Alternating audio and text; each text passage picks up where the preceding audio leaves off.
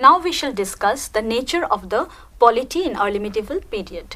I've already told you that there were multiplicity of kingdoms in this period, and all these kingdoms have been studied by different historians, and they have tried to understand that what kind of structure of polity these kingdoms belong to.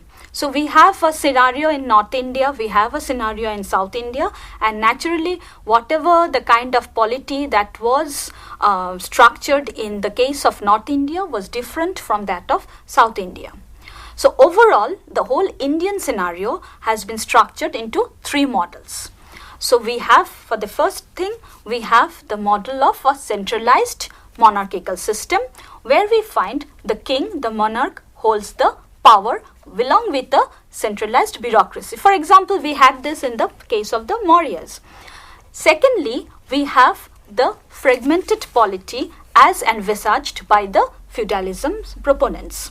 So we have the centralized monarchy, we have feudalism, that is a fragmented or decentralized monarchical system of state, and then finally we have a model where we find that the state has not reached the centralized system, but there is a kind of centralized pattern in it and which revolves around the capital. Ma'am, what worked towards this administrative decentralization? For this administrative decentralization, we have two processes.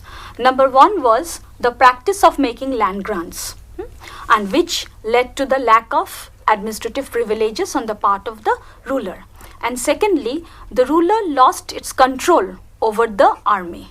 So this entire thing was looked upon as the diminishing power of the ruler, and so he naturally did not have his coercive authority.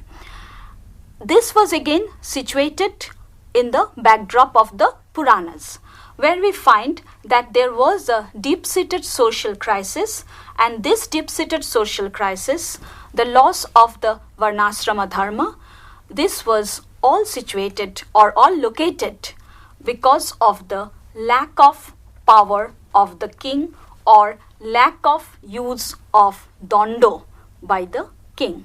Ma'am, what is the hallmark of early medieval polity? Oh yeah, the hallmark of early medieval polity can be seen in the Samanto system. Now, who is a Samanto? It has been equated with a feudal lord in the context of Europe, but you know, in the Indian context, the Samanto is a little different from the feudal lord. And we find that in the Arthashastra, Samanto was originally a neighboring king. But gradually there was a change in the perception of a Samanto, and we find that different hierarchies among the Samantos, and we have the Loghu Samanto or a Mahamandaleshwara, Mandaleshwara, like that. Even in the Harshacharit, if you look, and you'll find different grades of Samantos. So when you have this hierarchy, this leads to the thing that there were a hierarchy in the vassal, and these Samantos actually helped in the rise of this political system, and they were giving help to the rulers when they were in dearth of army. As I said, that there was the rulers had some problem over the control of the army. So here we find that the Samantas had their own armies, and they sometimes, when required, they provided army to the rulers.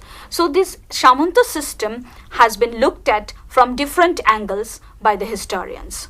So this is a very important part of early medieval polity.